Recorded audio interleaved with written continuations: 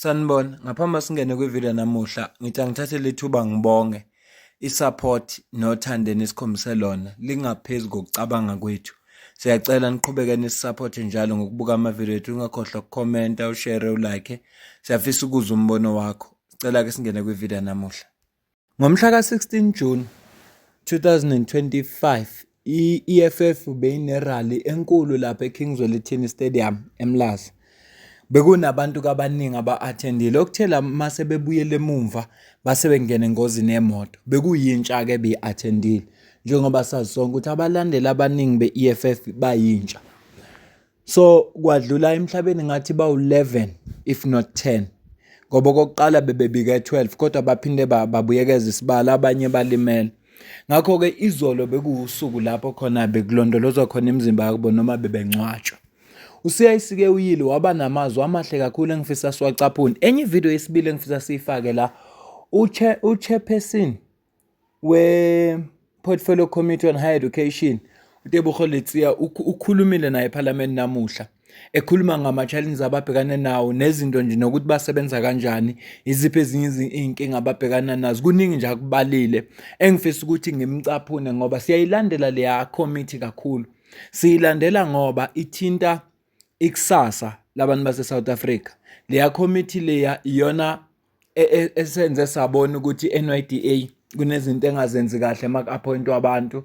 Sabona ukuthi ama-Sita akufakwa abantu aba-committable kodwa kufakwa abantu aba-connected politically. Yingakho agcine engayi-assist i-youth ukuthi itrainwe ama-Sita.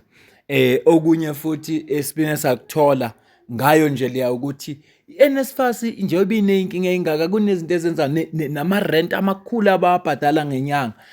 Nale nkinga esaxoxwa namanje ye-defunding yokuthi umntwana afike afandwe kuthi kuphakathi nonyaka i-NSFAS ayisamfandanga futhi. Ney'nkinga zama-student accommodation zikhulunywa kuleya portfolio committee. So ingakho ngibona kubalulekile ukuthi siyicaphune into eshiwo khona ngoba iyingxenye yokuphila kwethu. Futhi engihlezi ngikusho ukuthi noma isiphi isinqumo esizothathwa eParliament sizoyi-affect impilo zethu. Noma isiphi. Ngakho kufuneka sibe ingxenye yezinto ezikhulunywa eParliament ukuze sazi kuthiwa noba sivotela abantu aba-representa thina. Yonke lento eParliament abayenzayo bathi ba-representa thina. Wonke umuntu olaphaya u-elected because abantu abaphumile bawovotela ama-political party. Futhi ngifisa ukuthi kubantu abangakaze bavota nabantu abangavoti isidalo bayingxenye yenkinga esinayo eSouth Africa. Baya-contribute enkingeni esinayo ngoba ukusukuma kwabo bayovotela whoever bamthembayo, whoever abacabanga ukuthi angakwazi ukuletha ushintsho.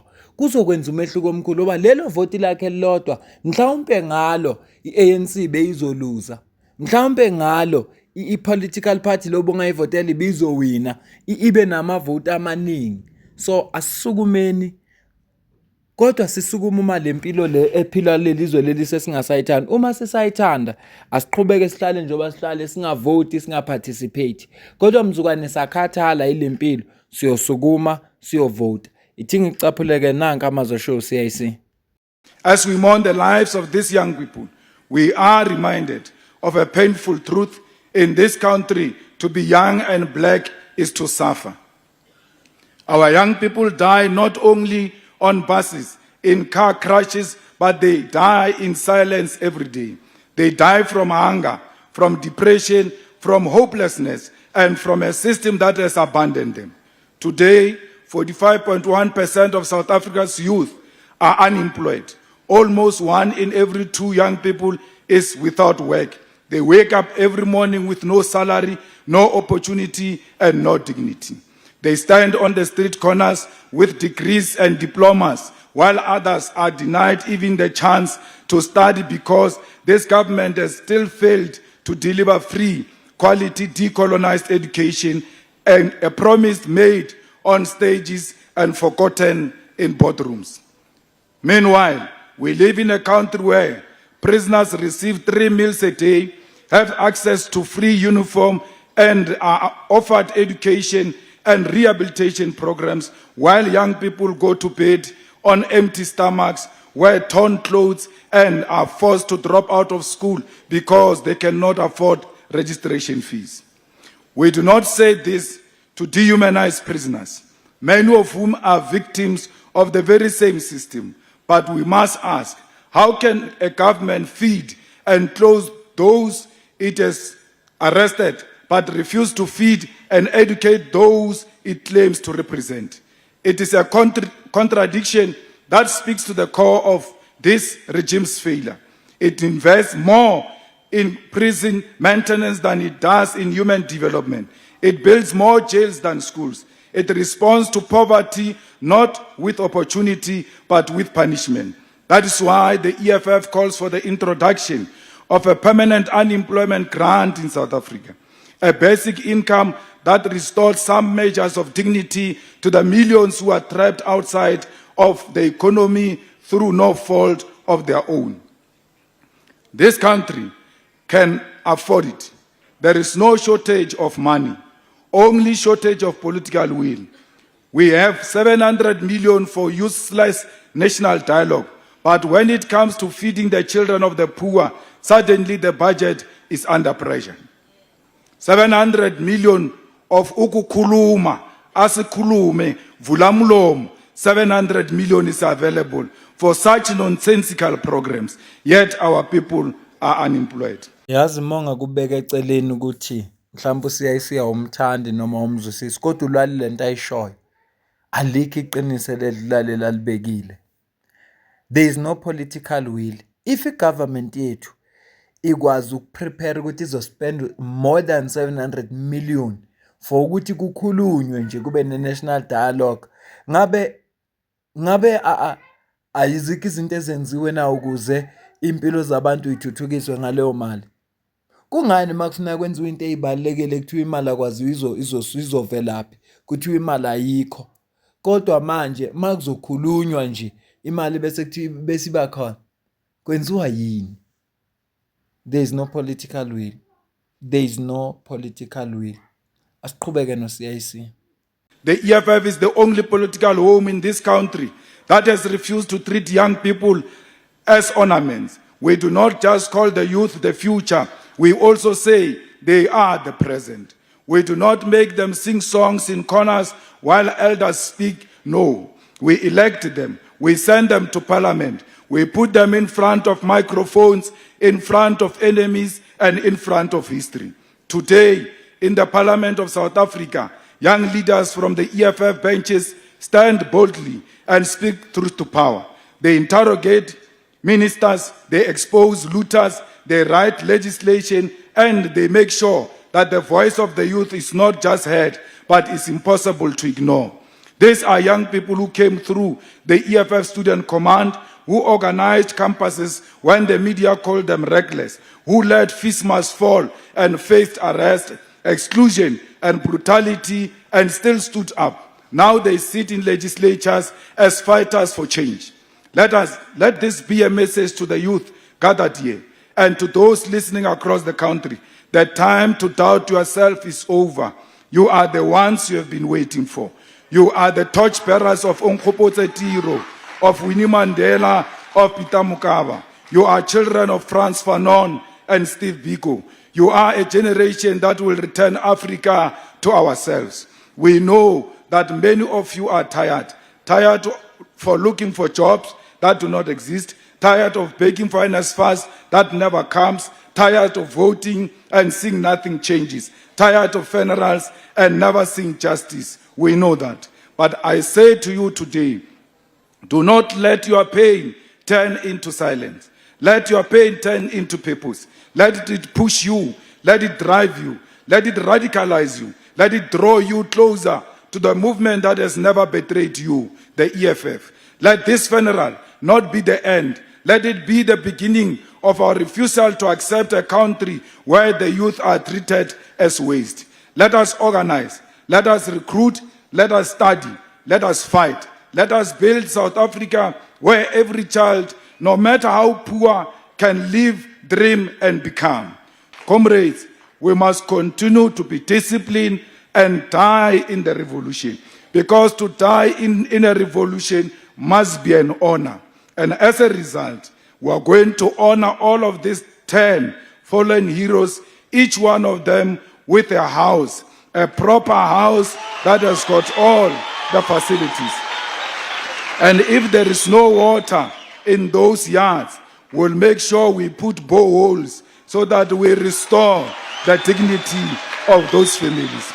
We build those houses, we put those boreholes because we want to build a permanent relationship with these families. We don't want to forget you. Do not forget us. Thank you very much.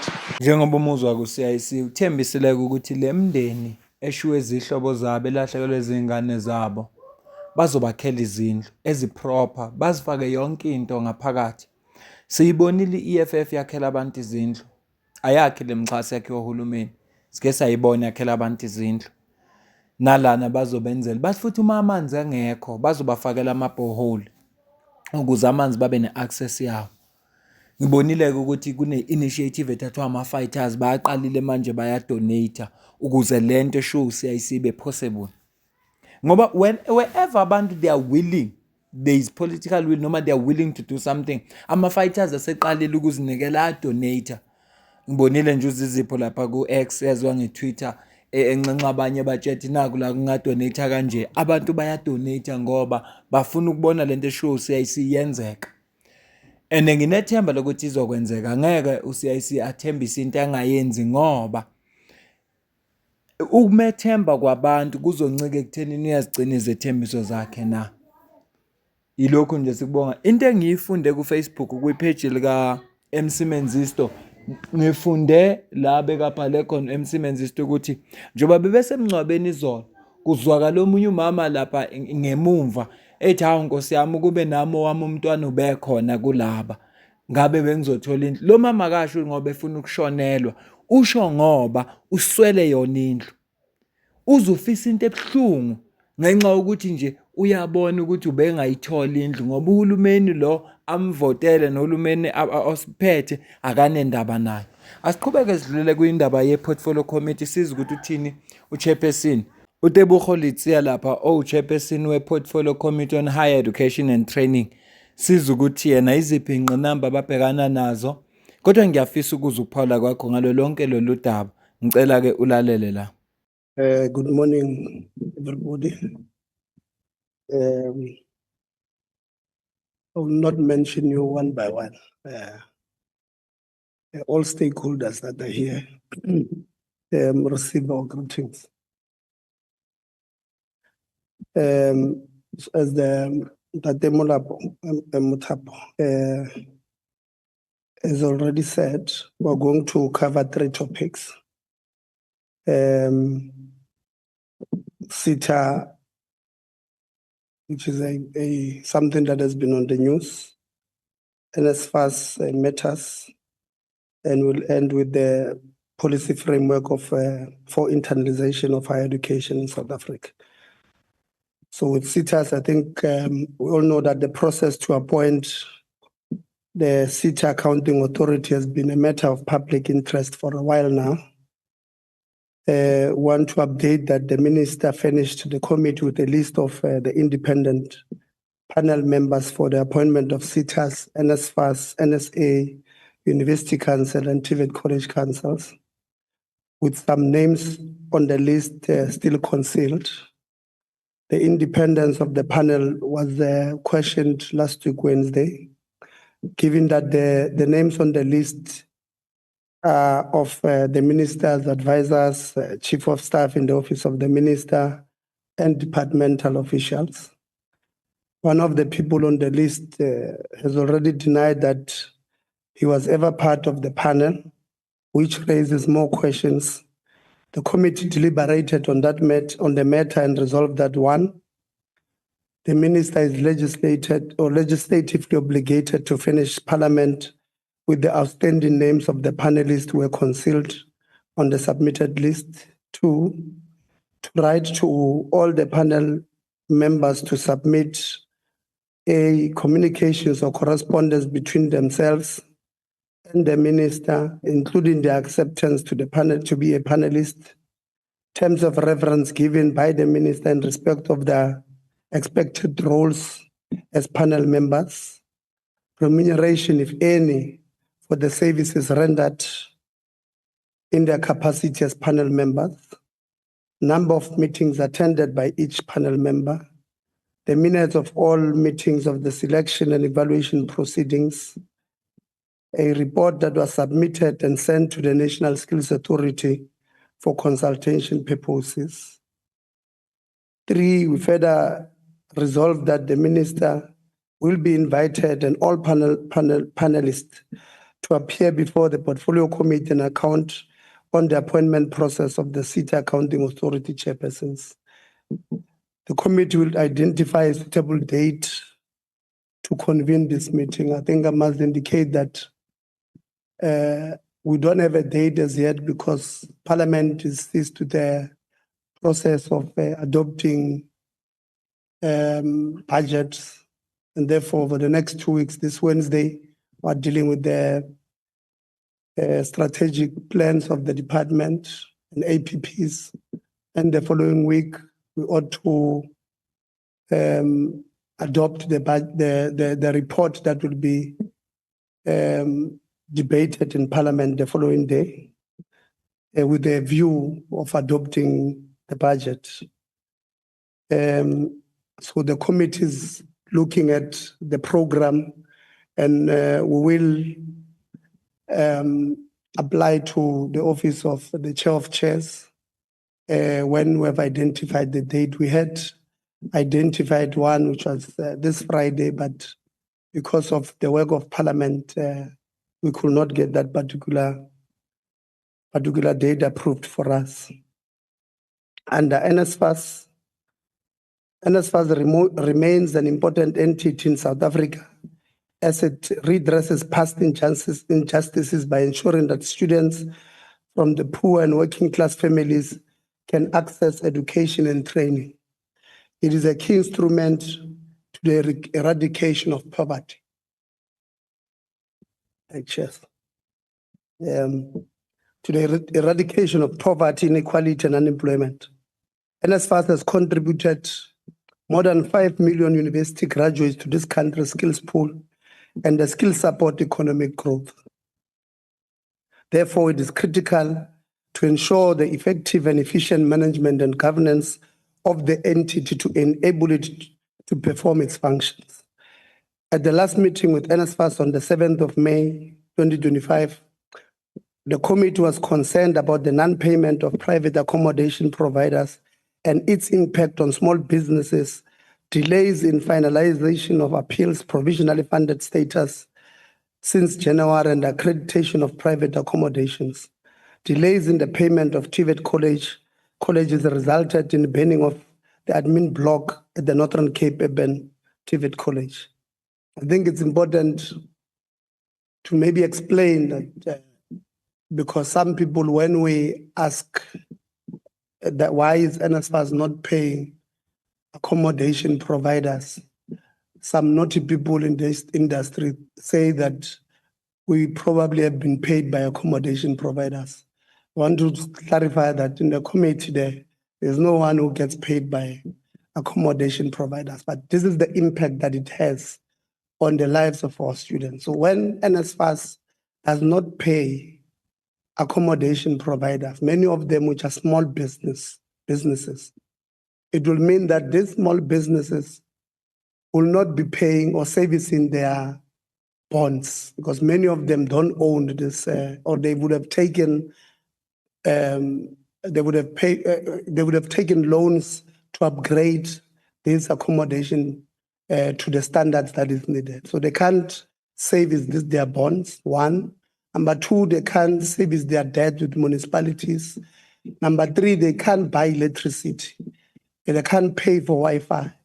And therefore, the person who suffers there becomes a student. Many of them, as we speak, wrote May and June examinations, taking cold showers because there was no electricity there, studying at night with their candles because there was no electricity there. They did not have Wi-Fi, so they could not really do proper research. So when we say NSFAS has a responsibility to pay their debts to these people, it's not because we're speaking on behalf of accommodation providers. We're speaking because we know that if they don't pay, if the municipality closes their water, they can't shower, they can't use the toilets because they will not be able to flush those particular toilets. So the dignity of these poor students who are, left at the bottom of that thing there is in question. So when we speak, when we say NSFAS must pay accommodation providers, it's not because we're speaking or we're getting cold drink from these accommodation providers. We don't know them. But the dignity of that poor child who stays in that accommodation is our concern. So since our last meeting, the entity has embarked on provincial roadshows to engage stakeholders. NSFAS says they visited KwaZulu-Natal and engaged with accommodation providers. Issues were identified and are in the process of resolution. NSFAS will also visit other provinces to hold similar engagement. We want to, again, ask NSFAS to expedite this process urgently because there are accommodation providers who have not been paid from last year. In that meeting, we informed them that we had received an email from one of the accommodation providers who lost 80 plus so beds to a bank. The bank auctioned her accommodation because NSFAS owes this particular person from last year. And by the time NSFAS pays this particular person, this person would have lost their property and their income. We don't want others to go through the same thing. So we're asking NSFAS to expedite this process, to finish this process as soon as possible. The entity committed to us that a dedicated team comprising of student accommodation unit members, data specialists, and a disbursement team will be deployed to different provinces in a structured manner. A booking system will be introduced for accommodation providers to schedule sessions with NSFAS teams during their provincial visit to ensure individual attention. We remain resolute that no student should be left behind, and NSFAS should improve its payment systems to ensure that all legitimate private accommodation providers are paid on time. We're also concerned about one, the slow pace at which issues that we identified at that meeting of 7 May 2025 are being resolved. Non-payment of student accommodation providers that would have meant what I've explained earlier on, that no service of bonds, municipal debts, card service provided to students such as Wi-Fi and all of that. Since the meeting of the 7th of May, we have received complaints from both students and institutions that NSFAS has gone ahead and defunded more students on some technicalities. Students were defunded on the basis of late receipt of registration data from universities, which is not of their doing. So NSFAS says if an institution does not give NSFAS registration data of students by a certain date, they've got no choice but to defund that particular student. So this is a communication between NSFAS and institutions, but the people who are being punished are students. So it's not something we've told them on our meeting, in our meetings of the 7th of May. We'll continue to tell them. We don't think that's something that they must continue to. You can't punish a student who can't give you the registration data because you don't want to take it from students. You want it from an institution. You and institutions don't have a good communications. La Blutigana between NSFAS and university, and a student must suffer. It's not something that we're going to accept. We've told NSFAS that we're not going to do that because the students will incur outstanding debt because they are registered as we speak. Their certificates will be withheld after completion and they will not be able to seek employment. NSFAS can subject our students to poverty, unemployment, and inequality, which the government is trying to eradicate. We must say that we're extremely worried about the operations at NSFAS because of all these matters fall under that particular department. It's not the only thing. Sometimes it's June now. I can tell you that there are matters of appeals that have not been resolved in June, which doesn't make sense. So if you resolve an appeal in July, and that student is already home, already went home because they could not get in accommodation. They probably in the Western Cape at home is in Eastern Cape or in Gauteng. They've got nowhere else to stay because you have not resolved their appeals. The institution can't give them accommodation. So you are subjecting them to all manner of bad things. So by the time you resolve the appeal in July, August, they are no longer there. And then the following year, when they're supposed to come, you tell them about N+ rule. So NSFAS can be technically excluding our students and subjecting them to this poverty and employment and inequality. On internationalization of higher education as it pertains to attracting and retaining international challenge, I think it's important to start by saying that South Africa has legislation and policies that govern and regulate how our institution should implement internationalization activities, especially when attracting and retaining international talent. The first legislation I want to bring you to, it's the Employment Service Act of 2014, Act number 4. Section 8, subsection 2 of the Employment Service Act, which says that the employers must satisfy themselves that there are no other persons in the Republic with suitable skills to fill a vacancy before recruiting a foreign national. This is an act that has been signed, it's a law. So therefore, these institutions of ours who even hire our foreign brothers and sisters, and this is not us being xenophobic. We are not xenophobic. We believe that, in fact, there's a framework which I'm going to read later. We believe as higher education that we can't survive without this word has been giving me a problem for a while. Internationalization. So it's very important that we place it on record that we are not xenophobic, because there are others who are going to say we're xenophobic when we are saying our laws must be adhered to. The policy framework that I'm speaking about was signed in 2019 or amended in 2019 from the Higher Education Act of 1997, Act 101 of 1997. It says, paragraph 3.6 or 3.6.3 says initiatives to attract and retain international talent in the South African job market, including positions in higher education institution, must not be to the detriment of job opportunities for equally qualified and experienced South African citizens. Moreover, institutions must observe national policies that guide equity and redress imperatives of all spheres of society.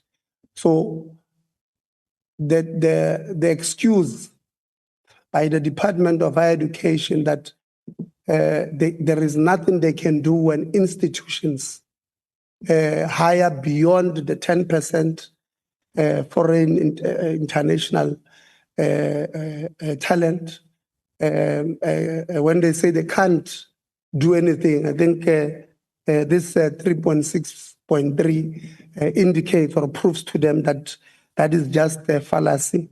Paragraph 5.3.4, it says it is in South Africa's interest to appoint the best possible people in academic positions in the higher education institutions, including talented and qualified scientists and scholars from elsewhere in the world, which this one simply means that the framework just emphasizes this part that we do need this international brothers and sisters of ourselves, but it must not be at the detriment of South Africans.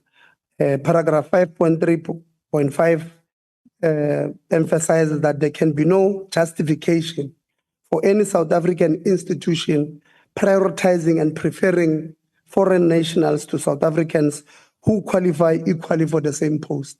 So this institution that tells you that for a position of dean in an institution, and I'll make an example because they appeared before us with CUT, dean, where there was an equally, if not more qualified South African lady who even attended the interviews there, was not given a job.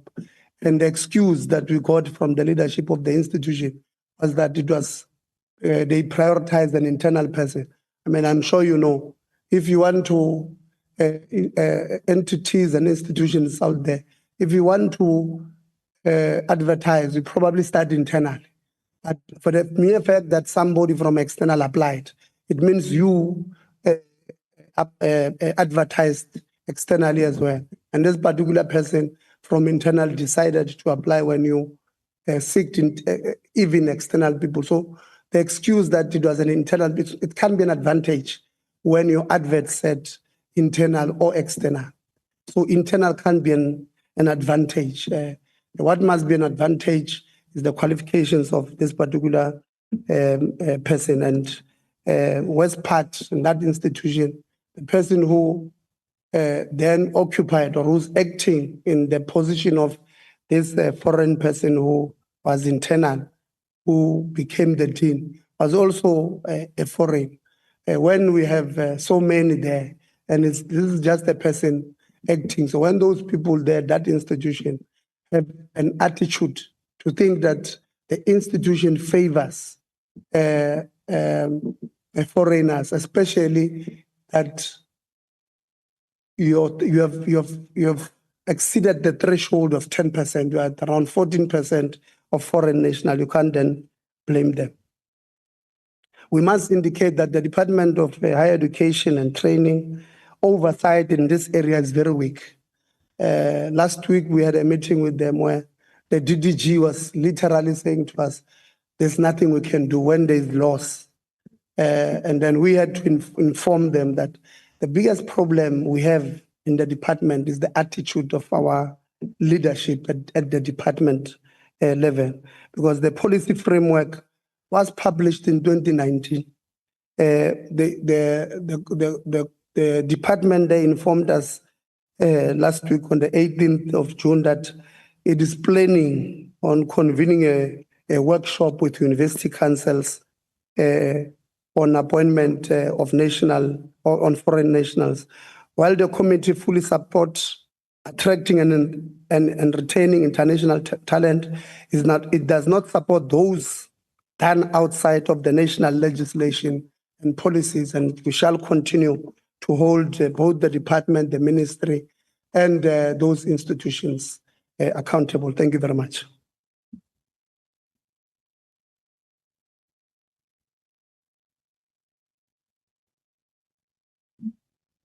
Thank you very much, Honorable Chair Litsie, for that comprehensive presentation on the critical issues that the committee is dealing with. Njengobuzwa ke la uchairperson ekhuluma, bengithi nje angikulethele le video wazi ukuthi kwenzakalani. Ziyobe sezibekile. Ikhona ithuba abalivulile lapho khona beka engage khona kunama questions ephendulana nemibuzo nalawo questions lawo. Kodwa ke ngibona ukuthi ngenxa yesikhathi angeke ngisakwazi ukuyifaka la. Kodwa ke sizobona ukuthi siyifaka kanjani ukuqhubeka kosuku. Bengithi nje angikulethele le video. Ngiyafisa kodwa ukuza ukuphawula kwakho.